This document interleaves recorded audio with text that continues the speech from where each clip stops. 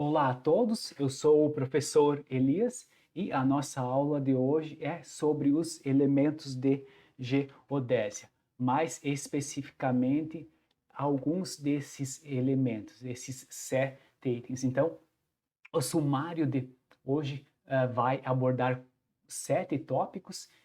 Quais são eles? Representações cartográficas, formas da Terra, superfícies de referência, superfícies de projeção, sistema de coordenadas, sistema geodésico brasileiro e transformações de sistemas geodésicos.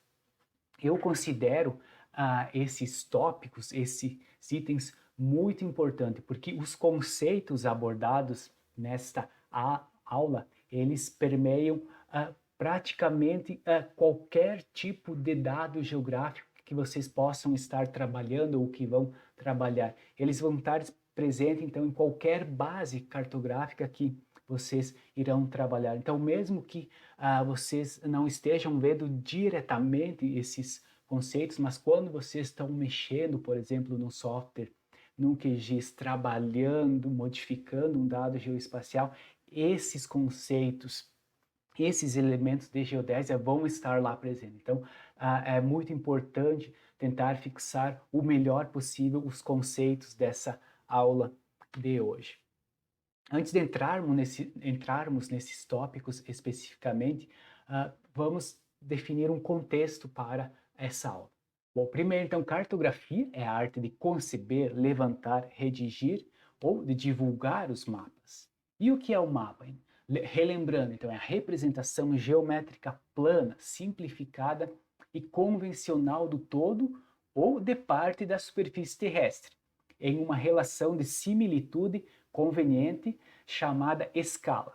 Ou ainda, mapa é a representação sobre uma superfície plana, folha de papel ou monitor de vídeo da superfície terrestre, que é uma superfície curva. Então, a passagem de uma para outra suscita várias dificuldades, desafios, que veremos alguns durante essa aula.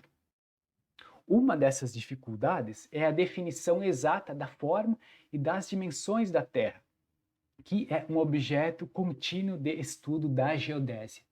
Outra dificuldade consiste em transferir para o plano a superfície mensurada. Então, esse é um problema das projeções cartográficas. Bom, então, dentro dos limites, das restrições de um contexto, o mapa descreve uma porção do espaço geográfico com suas características, que podem ser qualitativas ou quantitativas. A referência desse mapa está assegurado por sistema de coordenadas, a qual se relacionam todos os pontos do campo observado. Por fim, as características do sistema de projeção permitem saber com que propriedades geométricas pode-se contar ou confiar ou qual a precisão. Bom, então nesse contexto, nesses desafios ou até problemas, essa aula é desenvolvida, é trazida até vocês. Então, o primeiro tópico, representação cartográfica. Pode-se definir representação cartográfica como a representação gráfica da superfície da Terra, mas de forma simplificada, de modo a permitir a distinção dos fenômenos nela existentes e seus elementos constituintes. Existem diversas formas de se representar o espaço geográfico, seja por meio de desenhos artísticos, técnicos, fotografias, maquetes, entre outros. Contudo, podemos nos arriscar a dizer que os mapas são os produtos mais significativos da representação cartográfica. Contudo, para realizarmos uma representação cartográfica por meio de mapas, precisa-se lançar mão de um conjunto de métodos e técnicos da cartografia, para representarmos e comunicarmos as informações geográficas de interesse da melhor forma possível para um determinado objetivo. Então, alguns desses métodos e técnicos, somados a certas regras e definições teóricas que veremos nessa aula. Qual a forma da Terra? O que você responderia se te perguntassem essa pergunta hoje, agora? Você diria é cilíndrica, esférica, arredondada? Bom, talvez alguns até diriam que a Terra é plana.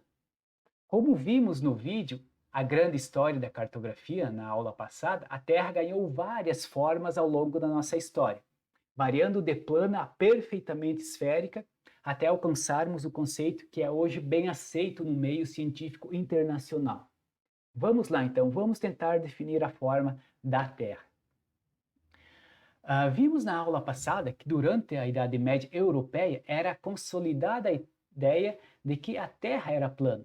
Este entendimento é sustentado fartamente pelos mapas como os famosos mapas OT, cuja esfericidade plana O estava dividida pelos mares T,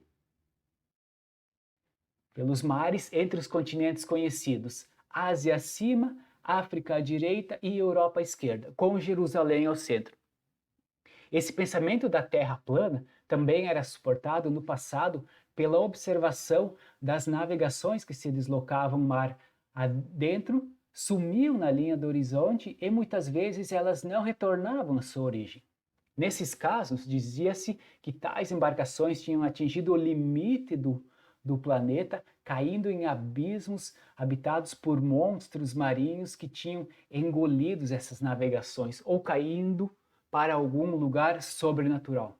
Bom, hoje sabemos que não existe tal abismo e também que esse pensamento de cair, entre aspas, infinitamente, ignora a gravidade estabelecida ou descoberta pelo Sir Isaac Newton.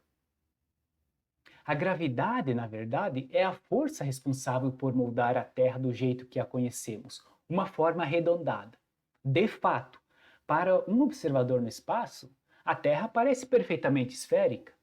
Na cartografia, a Terra muitas vezes é de fato considerada uma esfera, e o modelo esférico é empregado em algumas ocasiões. Por exemplo, é muito usado nas navegações ou para mapas em pequenas escalas que mostram uma área grande com pequeno detalhe. Um modelo esférico é usado por ser matematicamente mais simples e porque em escalas pequenas as distorções devido às irregularidades na forma da Terra podem ser consideradas desprezíveis, como é o caso do globo terrestre que muitas pessoas possuem em suas casas. E ele é mais simples que o elipsoide, que veremos mais a seguir, uma vez que só precisa ser determinado um único raio, que vai ser o raio da esfera. Assim, a definição do raio só vai depender então do propósito do estudo. Mas a Terra não é uma esfera perfeita, devido a outras forças além da gravidade. Como damos uma volta a cada 24 horas, a força centrífuga faz com que ela se achate um pouco nos polos e se alargue no centro. Claro que essa figura eu exagerei um pouco para mostrar esse achatamento. Isso faz com que nosso diâmetro de norte a sul é de 12.713 quilômetros, enquanto que o diâmetro no Equador é de 12.756 quilômetros. Essa diferença faz com que a Terra seja 42 quilômetros mais larga na linha do Equador, fazendo com que a forma da Terra real seja mais próxima da forma de um elipsoide de revolução do que uma esfera. Mas não é só isso. Além da gravidade e das forças centrífugas, temos as irregularidades. Nós temos a Fossa das Marianas como o ponto mais baixo da superfície, a quase 11 quilômetros de profundidade, e o Everest como o mais alto, a mais de 8 quilômetros de altitude. Assim, apesar de essas diferenças serem significativas e notáveis para um observador, nós, localizados aqui na superfície da Terra, as diferenças se tornam muito pequenas quando comparadas ao tamanho total da Terra. Por exemplo, a amplitude resultante desde a Fossa das Marianas até o Everest soma 19 quilômetros, o que representa 0,29% do raio da Terra, ou seja, não representa nem 1%. Isso é mais regular que uma bola de basquete. Por isso que, para algumas aplicações, como comentamos anteriormente, é suficiente considerar a Terra como esférica. Podemos ainda falar sobre a variação de massa sobre a crosta terrestre, ou seja, os diferentes materiais que compõem nosso planeta possuem diferentes densidades. Essa variação, por sua vez, causa pequenas variações na gravidade do nosso planeta. Variações estas que já foram medidas e geraram um modelo chamado de geoide. Esta animação é baseada nas medidas de gravidade disponíveis pelo satélite chamado GOES. Simplificando, mostra como o geoide representa desvios do elipsoide terrestre. Embora tenha altos e baixos, aparentemente, é uma superfície de potencial gravitacional igual. Portanto, se um objeto fosse colocado nessa superfície, ele não se moveria. Para nós, o modelo geoidal é extremamente importante devido à sua relação com o nível médio do mar e, consequentemente, à determinação da altitude, como veremos em algumas vezes durante essa aula. Segundo o conceito introduzido pelo matemático alemão Carl Friedrich Gauss, ao redor de 1800, a forma do planeta é o geoide, que corresponde à superfície do nível médio do mar homogêneo, supostamente prolongado por sob os continentes.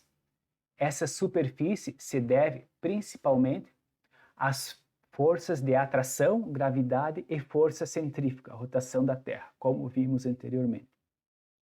De outra forma, esses modelos simulam onde mais água seria acumulada se o planeta fosse coberto inteiramente por água, mas mantendo a gravidade original causada pelas massas dos continentes. Gaspar ainda complementa que a superfície teórica do geoide, em todos os pontos, é perpendicular à direção do fio de prumo. Então, lembrando que o fio de prumo sempre aponta para o centro de gravidade da Terra. O vídeo no YouTube chamado O que é o nível do mar possui uma excelente animação para explicar o conceito de geoide. Vale a pena conferir lá se você tiver mais interesse como o geoide é feito ou como ele é teorizado.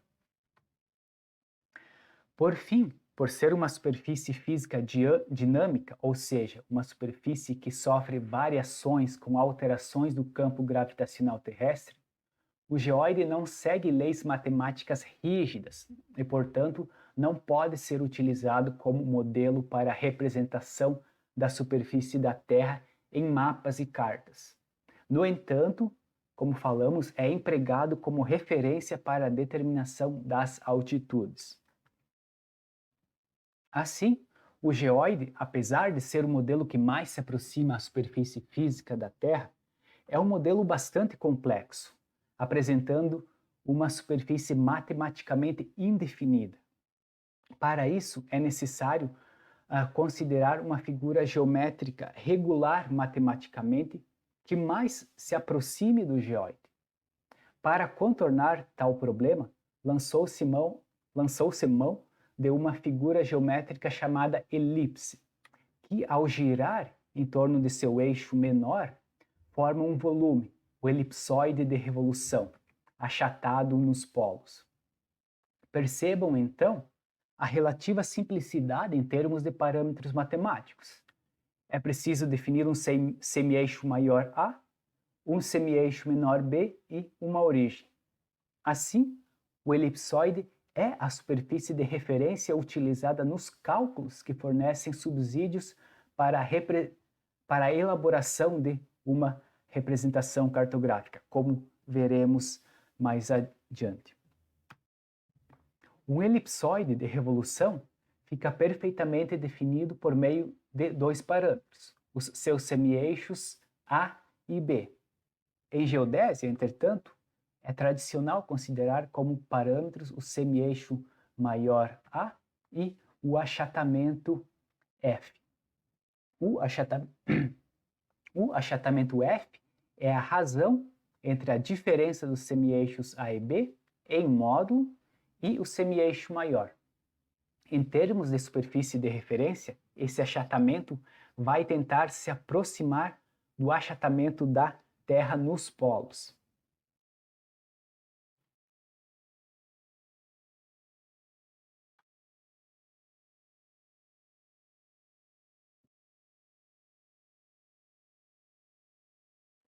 Assim, de maneira resumida, em cartografia, costuma-se trabalhar com três tipos de superfície.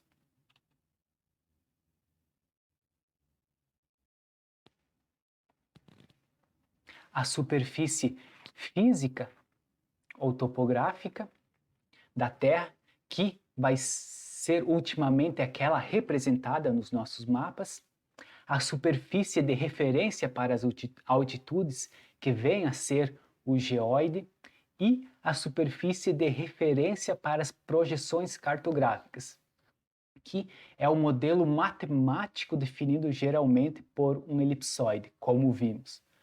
Em algumas situações, contudo, a esfera pode ser usada ao invés do elipsoide, se a representação plana da superfície terrestre não requerer tanta precisão geométrica. Exemplo, mapas de pequena escala.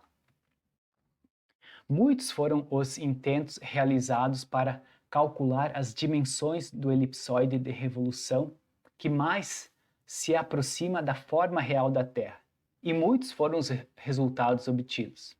Em geral, cada país ou grupo de países adotou um elipsoide como referência para os trabalhos geodésicos e topográficos, que mais se aproximasse do geoide na região considerada.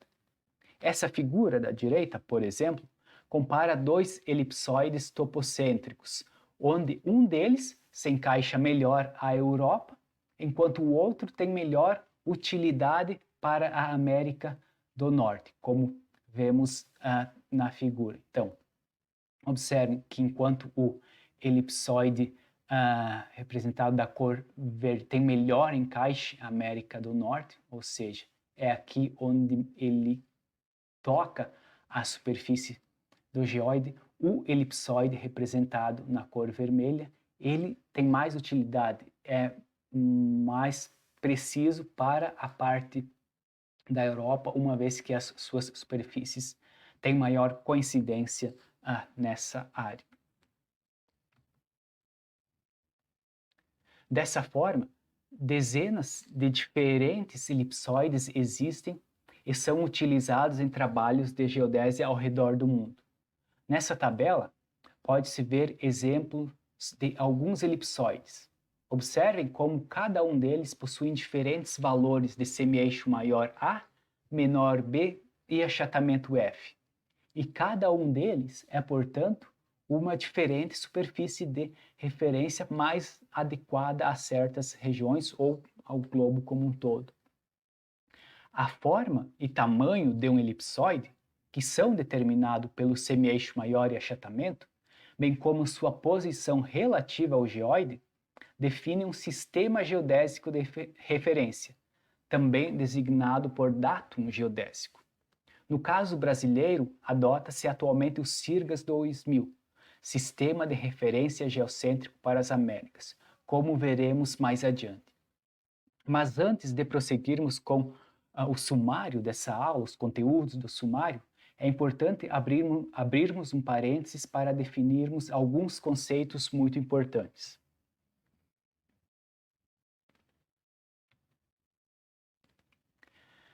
Datum se usa quando se referem a um datum singular, mas no plural não são datums, são data. Então, esse é o primeiro ponto quanto a datum. E a posição do elipsoide em relação à Terra, bem como sua forma e tamanho, medidas do semi-eixo maior e do menor, consistem em um conjunto de parâmetros que são usualmente denominados datum geodésico. Podem ser horizontais e verticais, globais e locais. Vamos ver um pouco melhor isso. O datum planimétrico ou horizontal é a superfície de referência posicionada em relação à Terra real, ou seja, é a superfície elipsoidal de referência escolhida. É ele que definirá a referência para os meridianos e paralelos. Como ilustrado na figura, o datum planimétrico pode ser global ou geocêntrico. O centro do elipsoide coincide com o centro de massa da Terra, como mostrado na figura. Por exemplo, o WGS-84 e o nosso sistema atual CIRGAS 2000. Aí temos então o local ou topocêntrico, que é o segundo tipo. O centro do elipsoide está deslocado do centro da Terra, como observado na figura à direita, para melhor se adequar a uma certa região, nesse caso identificado pelo círculo pontilhado. Como exemplo, o SAD 69, que era o datum do Sistema Geodésico Brasileiro usado até 2015. Temos também o datum altimétrico vertical, que é a superfície de referência para a contagem das altitudes, ou geoide. É a superfície formada pelo nível médio do mar, definida através de um marégrafo estável, a partir de longos períodos de observação para estabelecer a altitude zero. Assim, as altitudes são calculadas partindo-se do datum altimétrico. Como veremos mais à frente, também no Brasil, esse marégrafo está localizado em Imbituba, Santa Catarina, e temos medições já desde a década de 40, 50. E o ponto de origem, o marco zero em relação ao nível médio do mar, tem uma altitude muito bem conhecida e determinada no valor de 8,6 metros. Tipos de altitude. Bom, não existe somente um tipo de altitude, mas alguns. Então, outro conceito importante em geodésia é da altitude. A altitude de um ponto na superfície terrestre pode ser de dois tipos. A altitude ortométrica, Hzão, que é a distância entre um ponto na superfície terrestre e o geóide ou nível médio do mar. A mesma é medida ao longo da vertical do terreno. A altitude geométrica Hzinho é definida pela distância entre um ponto na superfície terrestre e o elipsoide tomado como referência para o mapeamento. Essa medida é ao longo da vertical do elipsoide. Nas cartas do mapeamento topográfico brasileiro, o relevo é representado a partir das altitudes ortométricas, determinadas em relação ao datum vertical, por exemplo, de Imbituba. Porém, como os levantamentos empregando GNSS se tornaram muito comuns, a altitude obtida a partir destes equipamentos não é referenciada ao nível médio do mar, ou seja, ao geóide, porque é um modelo muito complexo, e sim à superfície do elipsoide. Portanto, é preciso salientar que existe uma diferença entre as altitudes mencionadas obtidas para o mesmo ponto da superfície terrestre. Esta diferença denomina-se altura ou ondulação geoidal, Nzão. Matematicamente, a relação é descrita como Hzinho menos N. Assim, torna-se imprescindível conhecer a ondulação geoidal, Nzão, entre as superfícies do geóide e do elipsoide, para que as altitudes geométricas Hzinho obtidas a partir de levantamentos GNSS possam ser transformadas em ortométricas Hzão e empregadas nos mapeamentos oficiais e em outras atividades de engenharia. Assim, na prática, para nós usuários finais, necessitamos saber o H ou a altitude ortométrica. Felizmente, o IBGE desenvolveu um método e um aplicativo para facilitar esse cálculo para nós aqui no território brasileiro. É o aplicativo MapGeol 2015.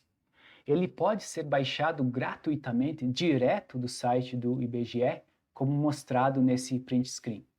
O MapGeol 2015 permite obter as altitudes ortométricas, o Hzão, de pontos a partir da aplicação de um modelo de ondulação geoidal otimizado para o território brasileiro, como mostrado nessa figura à direita.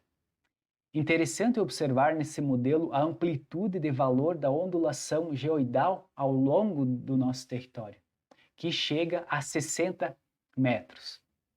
Mas, em resumo, precisando desse serviço, é só ir no site do IBGE e baixar de lá diretamente. Agora voltamos então para os conteúdos do sumário da disciplina, depois de definirmos alguns desses conceitos importantes. Até aqui, conseguimos definir então uma superfície de referência que melhor represente o geóide, nesse caso o elipsoide. Agora, temos o desafio de transportar os pontos constantes na esfera ou no elipsoide para o mapa plano. Como vimos na contextualização no começo dessa aula, esse é um problema para as projeções cartográficas resolverem. Antes de iniciarmos o conteúdo de superfícies de projeção, eu recomendo fortemente o vídeo do YouTube chamado Why All World Maps Are Wrong. Ele aborda as projeções cartográficas de uma maneira super clara e com excelentes animações. Vale a pena conferir lá para quem tiver interesse. Então, a princípio, a melhor forma de representar a Terra seria um globo, o qual conserva melhor as posições relativas de todos os pontos e mantém as melhores correspondências entre os contornos e as dimensões representadas e sua forma real. Dessa forma, podemos dizer que um globo representa a Terra com o mínimo de deformações e distorções, em uma escala única. Além do que, o globo é a construção que mais se aproxima da forma tridimensional real da superfície da Terra. Parece simples, não? Bom, entretanto, para observarmos os detalhes da superfície da Terra, seríamos obrigados a construir globos de proporções exageradamente grandes, o que passaria a ser um inconveniente e uma dificuldade, quer no transporte, no uso e manuseio, ou na extração e plotagem das coordenadas. Assim, a representação plana da Terra sobre uma folha de papel ou um monitor de vídeo passa a ser interessante pela praticidade que oferece, entre elas a de facilitar o transporte, bem como o manuseio em trabalhos práticos. Contudo, essa representação se apresenta com deformações ou distorções, resultantes da passagem dos elementos que estão sobre uma superfície curva do modelo adotado para a Terra para uma superfície plana no papel ou monitor de vídeo, pois a superfície de uma esfera ou de um elipsoide não é desenvolvível no plano.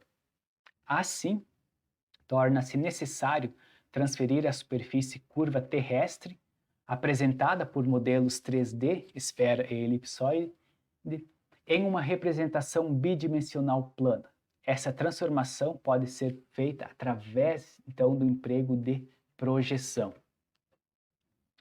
O desafio de representar uma superfície curva, esfera ou elipsoide em uma superfície plana é bem demonstrada quando se tenta planificar uma meia laranja. Para planificar a casca de uma meia laranja, devemos rasgá-la ou amassá-la sobre o plano. Procedendo desta forma, contudo, estaremos introduzindo deformações e distorções em sua forma original. Como ocorre com a casca de uma meia laranja, sabe-se que nenhuma folha plana pode representar, sem deformações e distorções, uma superfície tridimensional de uma esfera ou de um elipsoide. Em outras palavras, é impossível transformar ou projetar a superfície de uma esfera ou de um elipsoide em uma representação plana sem introduzir deformações ou distorções, pois estes objetos 3D não são superfícies desenvolvíveis no plano. Então, o que é uma projeção cartográfica? É o processo sistemático de transformação de uma superfície tridimensional, superfície terrestre, que na realidade é representada por um modelo matemático, esférico ou elipsoidal, em uma representação bidimensional sobre um plano, normalmente em uma escala menor e mantendo o mais preciso as relações espaciais entre os pontos da superfície curva da Terra e sua representação plana. Assim, o termo projetar em cartografia significa o transportar pontos ou contornos da superfície tridimensional terrestre para um plano a partir de uma determinada perspectiva. Podemos ilustrar as projeções também em termos mais matemáticos. As projeções cartográficas transportam os pontos constantes na esfera ou elipsoide para os mapas. As projeções cartográficas, apoiadas em funções matemáticas definidas, realizam esse transporte de pontos utilizando diferentes figuras geométricas como superfície de projeção, ou o elipsoide ou a esfera. Matematicamente, pode-se estabelecer um sistema de funções contínuas, f, g, h, i, que buscam relacionar as variáveis x e y, coordenadas da superfície plana, com a latitude geodésica φ e longitude geodésica lambda, coordenadas do elipsoide. Essas funções levam a infinitas soluções, sobre as quais um sistema de quadrículas busca localizar todos os pontos a serem representados. Apesar de o mecanismo ser aparentemente simples, o transporte de pontos da realidade para esse mapa plano acaba por transferir uma série de incorreções, gerando diferentes tipos de deformações. Mas como as projeções são desenvolvidas? O termo projeção provavelmente vem da noção de colocar uma fonte de luz dentro de um globo vazado, transparente, e fazer a sombra deste ser projetada sobre uma superfície plana, como ilustrado na figura. Várias projeções úteis podem ser construídas variando-se a posição da fonte luminosa, que irá revelar diferentes sombras do globo vazado sobre um anteparo plano. Estas são chamadas de projeções perspectivas. Vamos a uma demonstração delas. A metáfora do bulbo de luz em projeções perspectivas pode ser muito bem visualizada com a ajuda, por exemplo, do aplicativo interativo na web chamado Gita Map Projector. Em uma pequena simulação que fiz com essa ferramenta, configurei a superfície de projeção plana como sendo um cilindro. Depois cliquei em Flatten para recortar o cilindro de modo a formar um plano. A partir daí, comecei a variar a posição do bulbo de luz dentro do globo.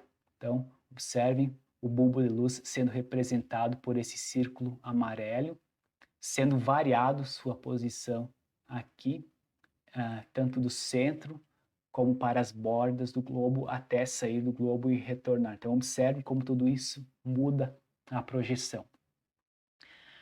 Nesta experiência, então, nota-se claramente que as sombras dos meridianos paralelos e outras características geográficas do globo podem mudar feição sobre este anteparo plano em função da posição da fonte luminosa estar no centro ou fora deste.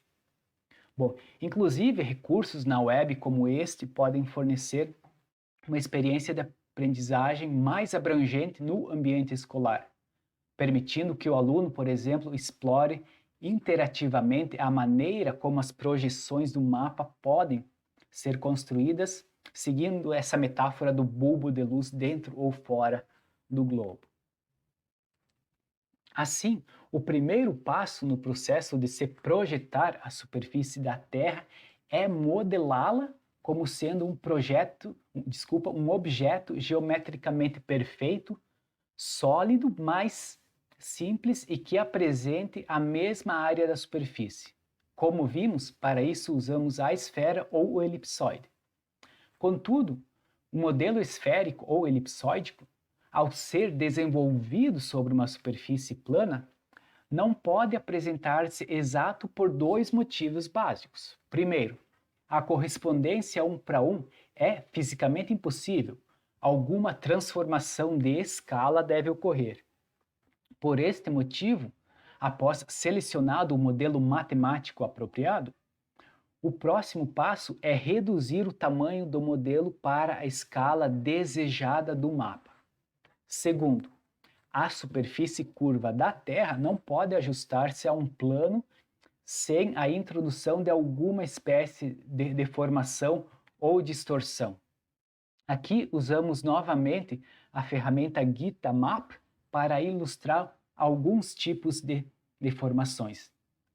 Então, observe que à medida que variamos a forma da superfície de projeção, o tipo de deformação é diferente. E observe também que não importa como eu modifique essa superfície de projeção ou a posição da fonte luminosa, algum tipo de deformação sempre estará ocorrendo.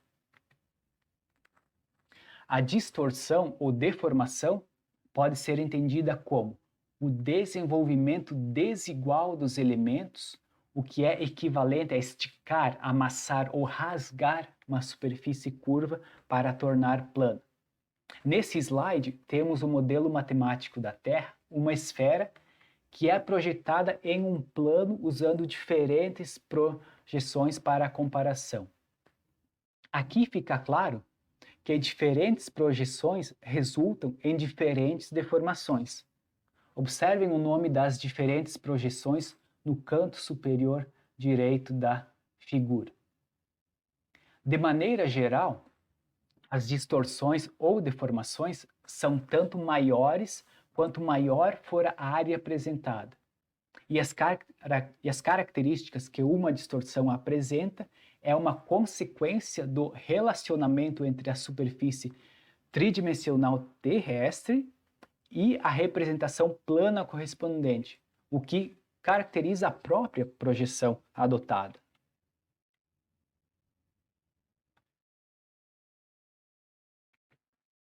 Podemos ainda usar outro exemplo para ilustrar as distorções e deformações.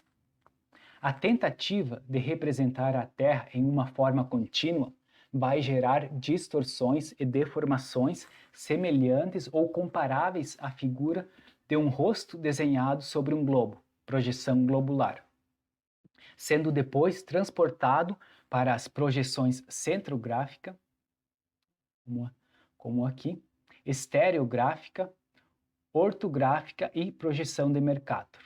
Observem como cada uma das projeções resulta em diferentes deformações. Dentre os diferentes métodos de projeções, o mais utilizado é o de projetar os elementos do elipsoide ou esfera sobre uma superfície de fácil desenvolvimento que pode ser planificada.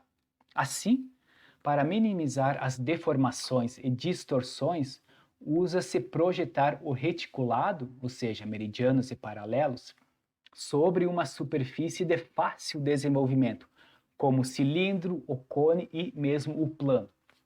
Contudo, qualquer outra superfície que possa ser planificada é uma potencial superfície de desenvolvimento. Em função disso, temos hoje cerca de 400 projeções conhecidas na literatura cartográfica, embora só algumas dezenas destas são extensamente utilizadas. É claramente impossível criar um mapa perfeito, ou seja, que apresente distorção nula, onde a escala principal seja preservada em todos os pontos.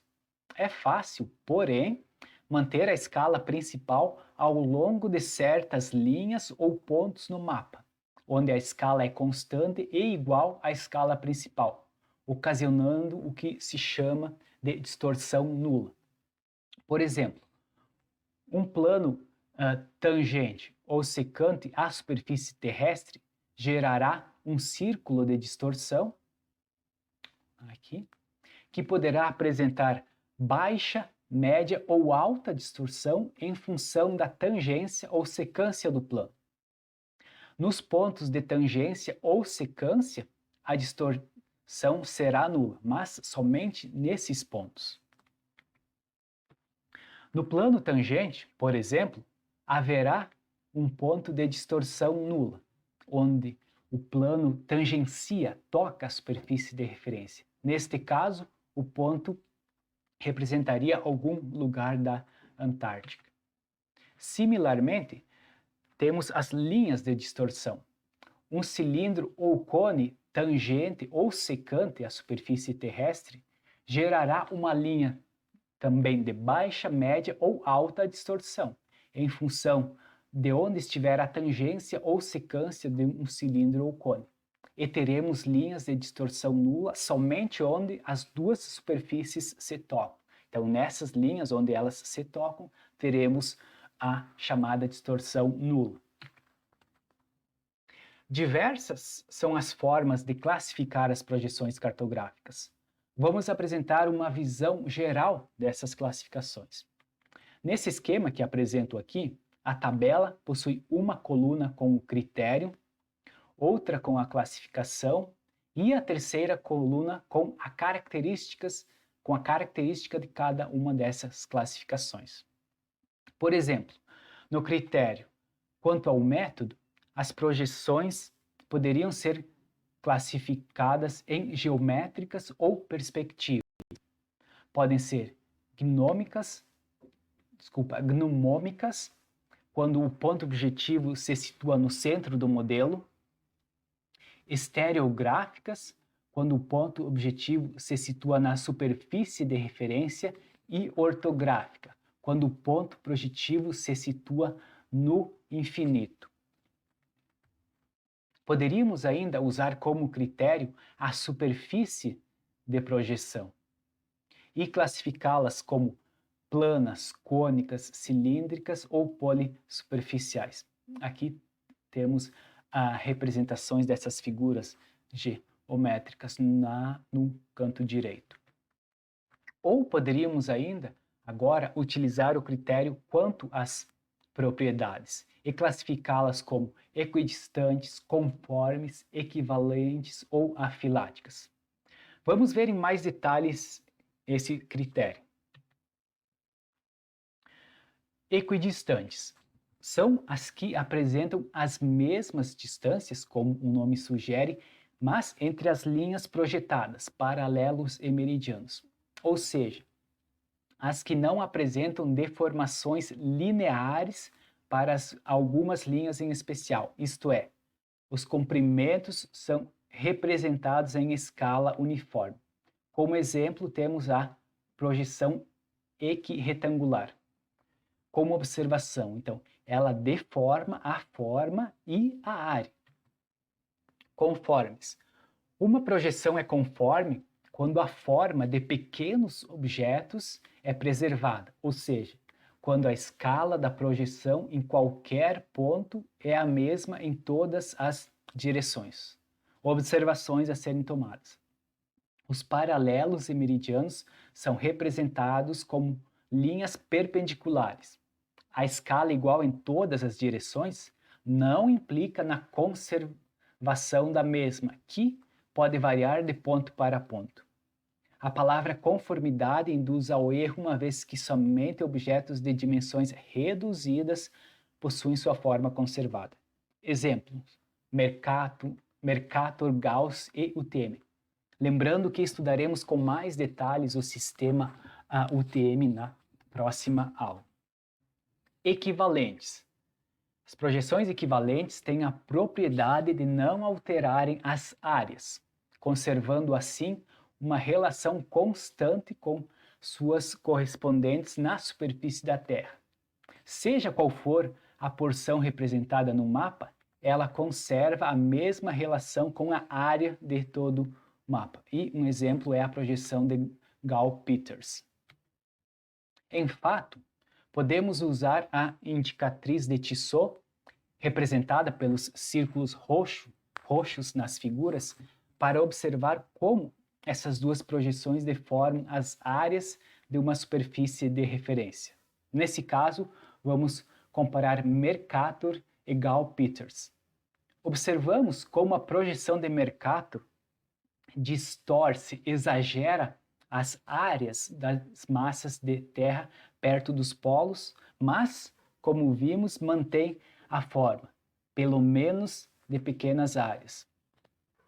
Já na projeção de Peters, os círculos roxos têm aproximadamente o mesmo tamanho, indicando a característica dessa projeção de preservar áreas, mas ao preço de distorcer a forma dos países. Afiláticas não possui nenhuma das propriedades dos outros tipos, isto é, equivalência, conformidade ou equidistância. Ou seja, nem áreas, ângulos ou comprimentos são conservados, ou pelo menos nenhum deles. É uma projeção cuja construção é matemática e não geométrica. Por isso, procura-se um equilíbrio de forma para ter reduzido ao máximo as perdas com as deformações. Nestas projeções, as áreas, os ângulos e os comprimentos são deformados, mas dentro de critérios controlados e conhecidos. Por fim, poderíamos classificá-las usando o critério quanto ao tipo de contato entre as superfícies, que seriam tangentes ou secantes, como mostrado nas figuras à direita e também como mostrado em algumas figuras anteriormente. Enfim, inúmeras são as opções de diferentes projeções que poderiam ser escolhidas, cada uma com vantagens e desvantagens, que precisam ser sempre balançadas, pesadas, para um determinado objetivo de estudo ou aplicação, porque os resultados podem ser bastante diferentes dependendo dos parâmetros dessa superfície de projeção.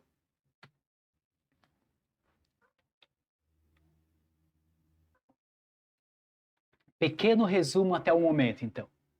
Já definimos uma superfície de referência para representar a Terra, por exemplo, um elipsoide. Definimos uma superfície de projeção, por exemplo, cilindro transverso tangente. Desenvolvemos a superfície de projeção no plano, que contém deformações. Agora, falta atribuir um sistema de coordenadas a essa superfície plana, que vai ser o nosso mapa. Mas aí, então, qual sistema de coordenadas devemos utilizar? Essa é a pergunta que tentaremos responder um pouco nessa aula e continuaremos na próxima aula também. Sistema de coordenadas. Introdução. Então, sistemas de coordenadas definem pontos e eixos de referência a partir dos quais são medidos afastamentos, ou seja, distâncias, e direções ou orientações, ângulos, a fim de localizar pontos no espaço, 2 ou 3 dimensões geralmente. Todo e qualquer ponto da superfície ou subsuperfície terrestre pode ser localizado a partir de suas coordenadas, determinadas a partir de um sistema de referência estabelecido. A escolha de um sistema de coordenadas para o registro de feições geográficas depende, basicamente, da forma como tais feições foram coletadas, ou seja, os métodos, e da finalidade da representação, implicando assim o conhecimento da escala ou do nível de detalhamento representado. Mas como estabelecer um sistema de coordenadas? Comecemos com o sistema de coordenadas no plano. Define-se um sistema de coordenadas planas como aquele empregado na determinação da posição bidimensional 2D de pontos do terreno projetados em um plano horizontal, coincidente com o plano do papel ou do mapa. Assim, tais pontos podem ter sua posição plana determinada pelos seguintes sistemas, cartesiano e polar. O sistema de coordenadas cartesiano é definido por um par de eixos perpendiculares entre si x e y, que se interceptam na origem do sistema e ao qual é atribuído o valor nulo ou zero. A posição de um ponto P neste sistema é definida a partir dos afastamentos do ponto relativamente à origem O. Por exemplo, vamos deixar x ser igual a 3 e y ser igual a 5. Então, a unidade de medida utilizada para as coordenadas depende da referência, por exemplo, metro ou quilômetro. Então, nesse exemplo, o ponto P terá coordenadas x igual a 3 e y igual a 5. Os sistemas de coordenadas polares compreendem um eixo horizontal sobre o qual é definido um raio R, a partir de uma origem pré-definida denominada de polo, e também um ângulo de orientação contado a partir do referido eixo no sentido anti-horário de 0 a 360 ou horário de 0 a menos 360. Assim, a posição de um ponto neste sistema é definida pelo raio polar R. Por exemplo, raio igual a 3 e raio igual a 4. E pelo ângulo de orientação, por exemplo, 60 graus e 210 graus, como exemplificado nessa figura. Um exemplo de emprego das coordenadas planas polares são os levantamentos topográficos planimétricos.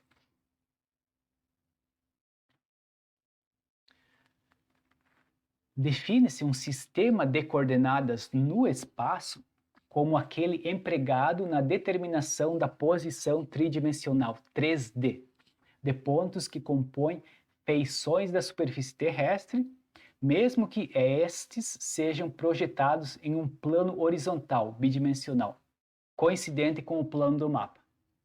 Da mesma forma que para o sistema de coordenadas planas, pontos da superfície e subsuperfície terrestres podem ter sua posição no espaço determinada pelos sistemas cartesiano e polar.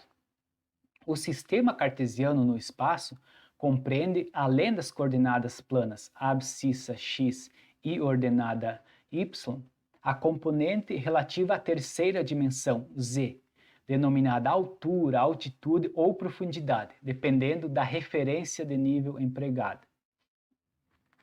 Um ponto P neste sistema vai ter, portanto, três coordenadas, xp, ydp e zdp, que localizam, então, o ponto P no espaço. Já o sistema polar no espaço define a posição de um ponto também por meio de três elementos, mas usando dois ângulos e um raio no espaço. Assim, o ponto P será designado por suas coordenadas R, raio polar, θ, direção horizontal e ψ, direção vertical. Observe, então, que começa-se a estabelecer uma correspondência direta entre o sistema polar no espaço e o sistema de coordenadas geográficas. O sistema de coordenadas geográficas é um sistema global empregado na localização de pontos sobre a superfície terrestre, considerada esférica e uniforme. Isto significa que qualquer ponto desta superfície pode ser localizado de forma única a partir das referidas coordenadas, composta por dois ângulos ou direções, sendo uma horizontal e outra vertical. Bastante, então, semelhante ao sistema de coordenadas polares no espaço estudado anteriormente. A origem do sistema de coordenadas geográficas, considerando a Terra esférica, localiza-se no centro do sistema de simetria da esfera. Define-se a direção horizontal, denominada a longitude lambda de um ponto, como aquela formada sobre o plano do Equador, entre o meridiano de origem ou de Greenwich e o meridiano do plano, como mostrado aqui. Define-se a direção vertical, denominada latitude φ de um ponto, como aquela formada entre o plano do Equador e o paralelo do ponto. Assim, um ponto P sobre a superfície terrestre recebe a seguinte notação: P, φ e lambda, relativamente à sua posição no sistema de coordenadas geográficas. E são geralmente apresentadas no sistema sexagesimal. Por exemplo, no edifício Bigarella, temos as seguintes coordenadas geográficas em graus decimais. Temos também as coordenadas geodésicas, que são obtidas quando utilizamos o elipsoide de revolução como um modelo matemático para a representação plana da superfície terrestre. Latitude geodésica φ é o ângulo formado pela normal ao elipsoide de um determinado ponto e o plano do equador. Observem, então, que a latitude geodésica pode ter sua origem não coincidindo com a origem do elipsoide. Aqui estaria a origem do elipsoide, mas aqui estaria a origem, então, desse ponto. A longitude geodésica lambda é o ângulo formado pelo plano meridiano do lugar e o plano meridiano tomado como origem, Greenwich por convenção. A altitude geodésica ou geométrica é a distância medida ao longo da normal entre a superfície do elipsoide e a superfície topográfica, como vimos anteriormente. Bom, na próxima aula veremos com mais detalhes os sistemas de coordenadas e o sistema de coordenadas UTM, o qual ajudará a entender melhor com mais nível de profundidade os sistemas de coordenada. Então, vamos entrar agora no tópico do Sistema Geodésico Brasileiro, ou SGB. Bom, como vimos até aqui, são várias as opções de superfície de projeção, modelo de referência, datum, sistema de coordenadas e assim por diante, podendo gerar aí inúmeras combinações entre eles. Assim, é necessário estabelecer um padrão, uma referência para trabalhos cartográficos, pelo menos em âmbito nacional. Isso existe e é definido pelo Sistema Geodésico Brasileiro. Então, essa figura esquemática mostra então, como todos esses elementos se interligam e como há muitas opções para determinar um sistema geodésico brasileiro, ou um sistema geodésico, e nesse caso, o Sistema Geodésico Brasileiro. Primeiro, o que é um sistema geodésico? Os parâmetros que definem as relações entre os sistemas de coordenadas natural, coordenadas astronômicas, que são relacionadas ao geoide, e geométrico, coordenadas geodésicas, que são relacionadas ao elipsoide, vinculados às suas respectivas superfícies de referência, são conhecidos como parâmetros de um sistema geodésico. Os parâmetros de um sistema geodésico definem as dimensões e forma do elipsoide de referência, do mesmo modo que sua posição e orientação à Terra, o geoide. Então, um sistema geodésico é um conjunto de estações geodésicas, marcos e suas coordenadas, como veremos mais adiante. O SGB, o nosso sistema, então, é um conjunto de pontos geodésicos implantados na porção da superfície terrestre delimitado pelas nossas fronteiras. É o sistema ao qual referem-se todas as informações espaciais do Brasil ou no Brasil. SGB é composto por redes de altimetria, gravimetria e planimetria.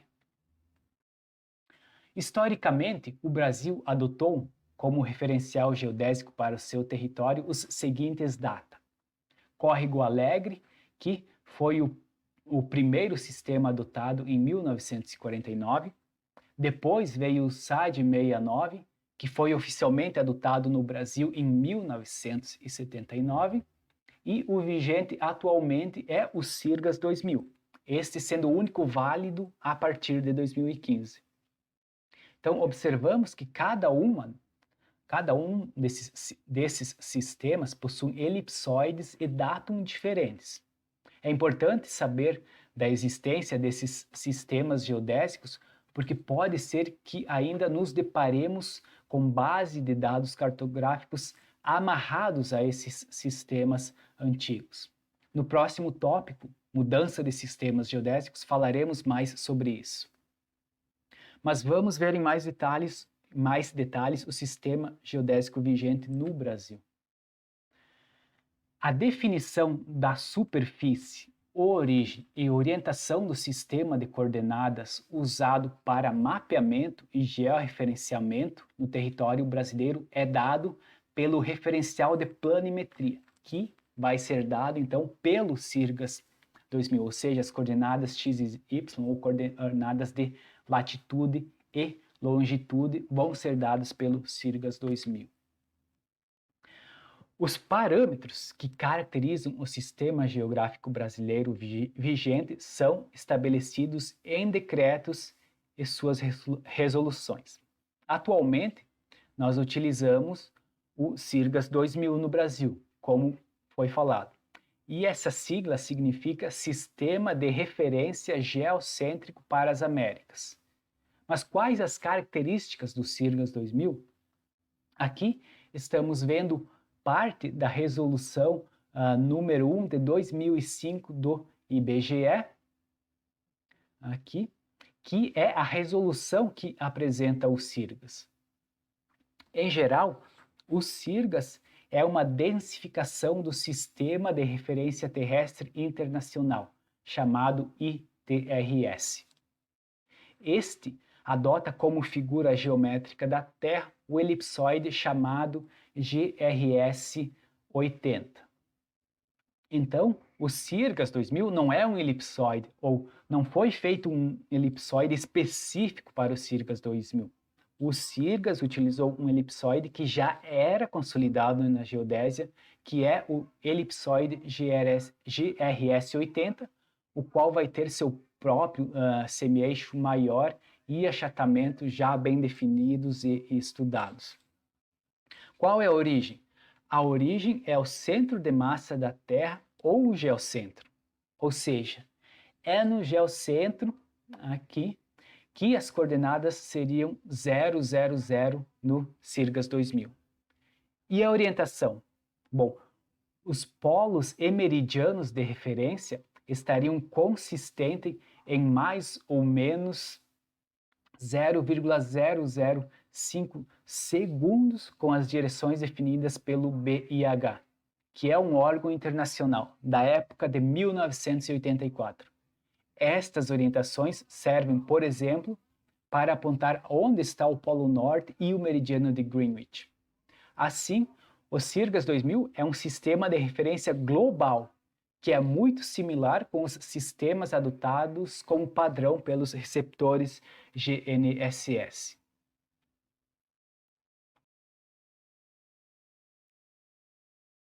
Vimos anteriormente a definição do CIRGAS 2000, mas como ele é realizado? A realização dele consiste em um conjunto de pontos espalhados pelas Américas, aonde esses pontos vão ter as suas posições, as suas coordenadas geodésicas conhecidas com alta precisão. Ou seja, eles vão ter posições georreferenciadas em relação a esse sistema que vimos. E são pontos devidamente materializados na superfície topográfica, seja por um marco de concreto ou uma chapa metálica, formando assim uma rede referenciada pelas Américas. Essa rede foi ajustada em 2005 pela resolução do IBGE, mas a coleta de dados dela foi em 2000. Temos hoje cerca de 184 estações ativas distribuídas ao longo das Américas. Temos outras estações passivas que se chamam, mas que tornam essa rede ainda mais densa. O mapa mostra em vermelho as estações existentes em 2000, quando foi feito o levantamento, em azul as estações implantadas depois de 2000 e em verde estações com marégrafos.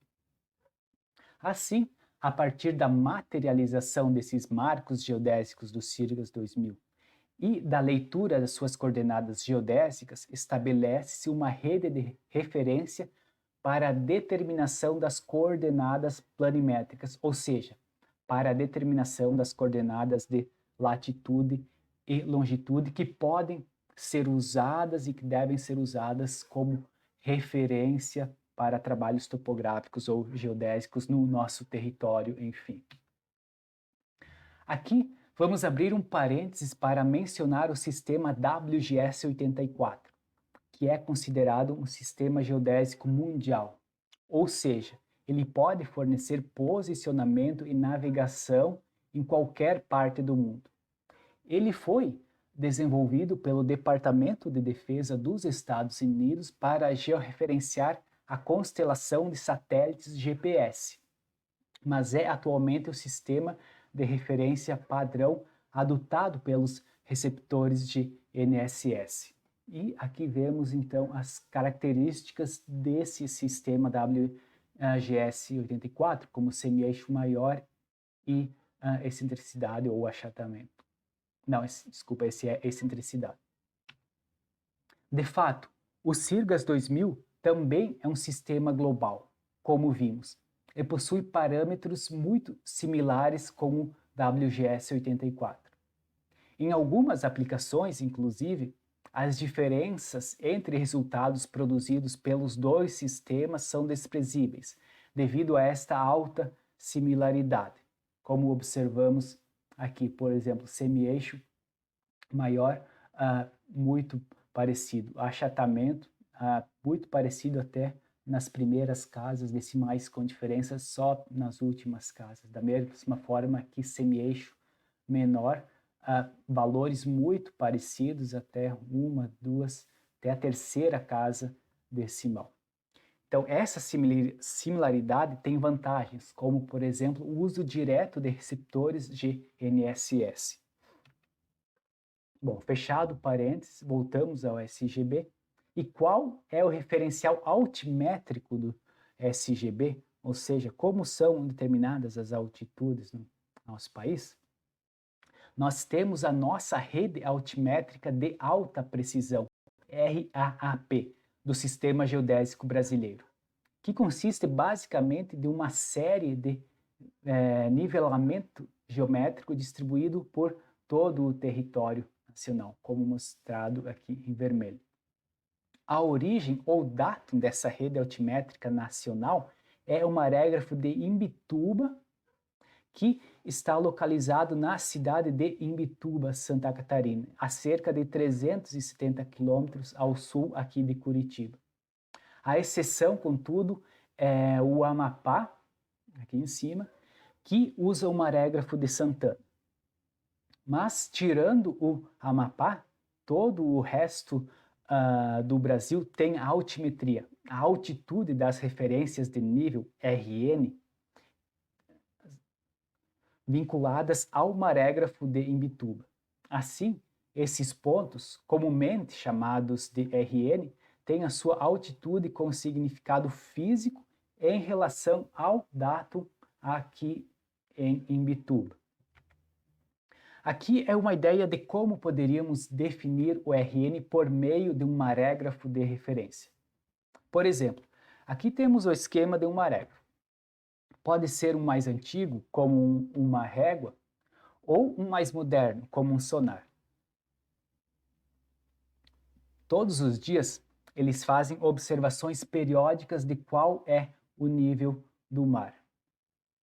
Vai ter período de mínima, vai ter período de máxima e teremos um nível médio do mar, ou NMM, fazendo a média dessas leituras. Geralmente, períodos longos de leitura, por exemplo, 10 anos ou mais, são utilizados para calcular esse nível médio dos mares. Uma vez definido o NMM, assume-se que o mesmo estaria no geóide, ou seja, que o geóide, o NMM, seria nulo. Seria nosso ponto zero. Teria a altitude ortométrica nula, zero. Então, aí teríamos a distância conhecida do nível médio até a base do marégrafo, seria fácil essa determinação. Posteriormente, com um nível, então, representado por esse ícone, se determina a leitura A Ré, que é somada com a distância da base do marégrafo até o NMM, ou seja, essa a leitura que é conhecida da base e se soma a ela essa leitura A Ré.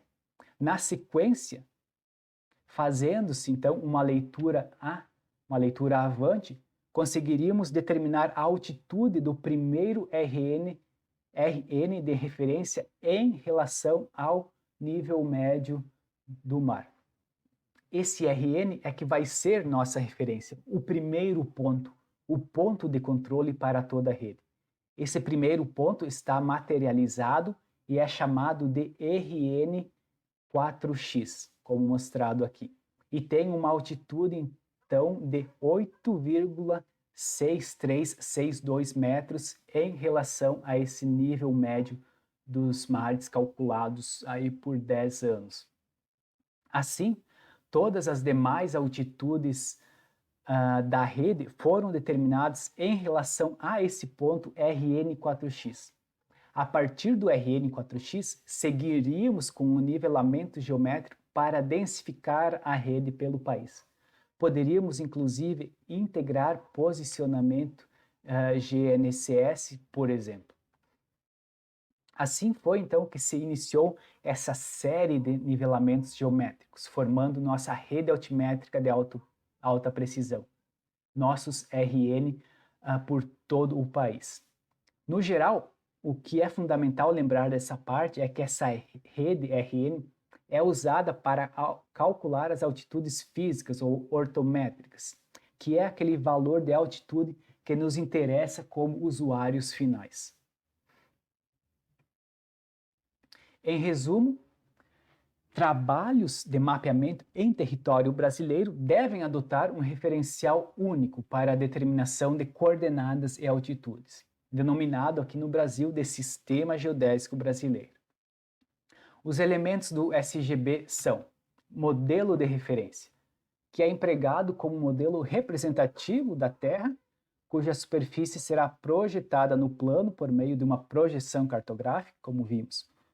Por exemplo, o CIRGAS 2000, que adota o elipsoide de referência GRS 80.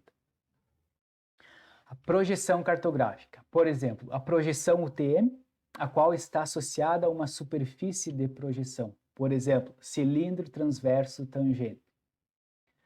O datum horizontal, a partir do qual se estabelece a origem para o sistema de coordenadas geodésicas, latitude e longitude.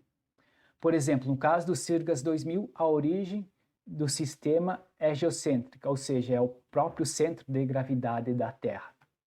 O datum vertical, a partir do qual se estabelece a origem das altitudes continentais e profundidades, mares e oceanos. Por exemplo, marégrafo de Imbituba. E sistema de coordenadas, que define como os pontos e feições das superfícies podem ser localizados. Por exemplo, o sistema de coordenadas planas UTM. Bom, então nosso último tópico é sobre transformações ou mudanças de sistemas geodésicos. Mas poderia perguntar, por que mudar de sistemas geodésicos ou quando é necessário fazer tais mudanças ou transformações? Em função da diversidade de sistemas de referências cartográficas existentes não só no Brasil, mas também no mundo, torna-se necessário, por vezes, combinar em um mesmo projeto dados que foram produzidos utilizando diferentes sistemas de referenciais cartográficos. Por exemplo, suponhamos que precisamos construir um projeto no QGIS, o qual demanda de duas camadas vetoriais, uma representando os rios e a outra as estradas, no estado do Paraná inteiro. Contudo, os vetores dos rios estão disponíveis no sistema CIRGAS 2000 e os vetores de estradas estão disponíveis no sistema SAD 69. Claramente há uma incompatibilidade, como mostrado pela figura. Nesse caso, precisamos trazer os dois tipos de dados a um mesmo sistema cartográfico. Poderíamos, por exemplo, transformar o sistema da camada Estradas de SAD 69 para Sirgas 2000, já que o Sirgas 2000 é o sistema geodésico vigente, o que resultaria em ambas as camadas padronizadas para o mesmo sistema cartográfico, ou seja, Sirgas 2000. Ou seja, deseja-se que, para determinado projeto, todas as fontes de dados possuam o mesmo referencial cartográfico. Mas é importante frisar que não é aconselhável a transformação dos dados. Ela só deve ser feita se for estritamente necessário, porque existem vários parâmetros envolvidos, existem distorções, como vimos, e assim por diante. Contudo, existem casos, sim, em que a transformação é de fato indispensável. Por exemplo, um mapeamento realizado em SAD 69 e outros em Sirgas 2000 não podem ser mostrados no mesmo mapa sem que seja feito algum tratamento, como mostrado nessa figura. O erro de posicionamento do Sirgas 2000 para SAD 69 é aproximadamente 65 metros no território brasileiro. Então, aqui, claramente, alguma coisa tem que ser feita para compatibilizar essas duas camadas de vetores que representam a mesma feição na superfície terrestre.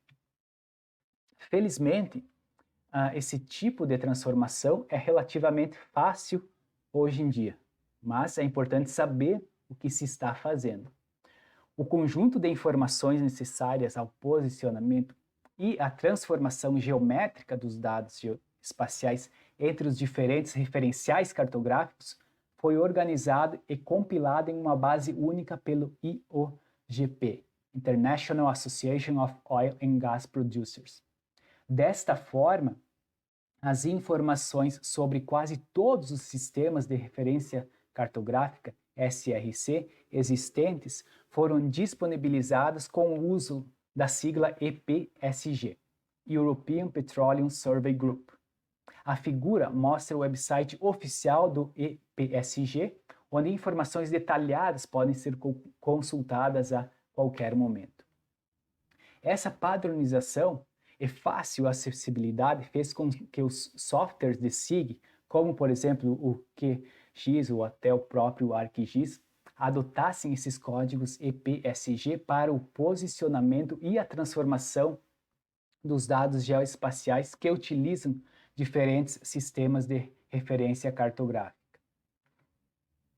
A transformação geométrica, também conhecida como operação de reprojeção, é o procedimento, então, que possibilita um conjunto de coordenadas ou camada de dados, seja vetorial ou matricial, que seja reposicionado em um diferente sistema, cartográfico. A reprojeção de uma camada de dados pode alterar, contudo, os parâmetros relativos ao sistema de projeção, sejam eles parâmetros relativos ao elipsoide, datum e superfície de projeção, ou apenas o sistema de coordenadas. Temos como exemplo a localização de uma das estações da Rede Brasileira de Monitoramento Contínuo, RBMC, aqui em Curitiba. Agora, observamos como seria a reprojeção do SAD 69 para o Sirgas 2000. Nessa reprojeção, manteve-se o sistema de coordenadas sexagesimal, ou seja, continuamos com grau, minutos e segundos, mas trocou-se o referencial cartográfico, ou sistema geodésico, nesse caso, de SAD 69 para Sirgas 2000. Como consequência, e como é de se esperar, há uma mudança nos valores das coordenadas de latitude e longitude, como observado pelos valores dos segundos. Então, vemos aqui uma mudança de 49,7 para 51,4 e aqui de 52,3 para 54,1. As transformações geométricas, elas correspondem àquelas que posicionarão os sistemas de coordenadas terrestres e do mapa, bem como relacionará o tamanho do mapa com a superfície terrestre. Assim, podem ser caracterizadas as transformações de rotação, translação e escala. Vamos a alguns exemplos considerando, primeiramente, uma matriz bidimensional. A translação proporciona o deslocamento da origem de um sistema de coordenadas de uma posição inicial O para uma posição final O'. Consideremos agora os pontos A, B, C, D e E nessa grade retangular, que poderiam bem ser uma imagem de satélite. E supomos que precisamos transladar esses pontos para uma nova posição, aproximadamente a sudeste da posição original. Matematicamente, a nova posição se dará simplesmente calculando esse deslocamento em x e y de cada ponto, em relação às suas coordenadas originais. Nesse caso, as variações ΔX e ΔY são ambas iguais a 5 unidades nesse nosso sistema de referência. A translação, é importante mencionar, tem a propriedade particular de manter a escala e a mesma orientação da feição transladada. Escala. A transformação geométrica de escala, como o nome sugere, vai alterar a escala durante a transformação por um fator determinado por f. Então, diferentes fatores de escalas podem ser aplicados para os diferentes eixos dos sistemas. Ou seja, por exemplo, nessa matriz bidimensional, poderíamos ter um fator de escala para o eixo das abscissas e um fator de escala para o eixo das ordenadas. Nesse exemplo, o mesmo fator de escala foi aplicado para ambos os eixos.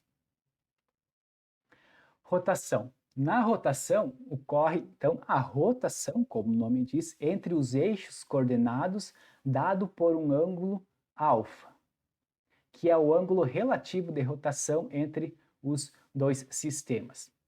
Matematicamente, as novas coordenadas são calculadas levando-se em conta o seno e o cosseno do ângulo alfa determinado por essa rotação. Muitas vezes, o que acontece é que as transformações geométricas são aplicadas durante a mudança de um sistema para outro. Nessa figura, por exemplo, o quadro azul representa o sistema original e o quadrado bordeaux, avermelhado, representa o sistema após a transformação. Nesta transformação foram aplicados, então, dois fatores de escala, um para x e um para y, uma rotação dada pelo ângulo beta, determinado aqui, e duas translações diferentes, uma para ΔX e uma para ΔY. E qual é a consequência, então, dessas transformações? Bom, os pontos e derivados terão suas feições alteradas. Nessa figura, por exemplo, o ponto V3, que representa o vértice de uma figura geométrica, foi reprojetado usando o referencial SAD 69 e o referencial Sirgas 2000. Observe, então, que os valores das novas coordenadas, tanto no sistema de coordenadas sexagesimal como no sistema métrico UTM, possuem magnitude de valores diferentes para o ponto V3 nos dois sistemas. Por isso, devemos sempre ter cuidado e aplicar tais transformações somente se extremamente necessário. Bom, então chegando ao fim dessa aula, podemos fazer um resumão aí do que vimos. Bom, primeiro, o formato da Terra se assemelha a de um elipsoide de revolução. O geoide, ele é considerado o modelo que mais se aproxima da forma física da Terra, mas é complexo, é difícil de representá-lo matematicamente.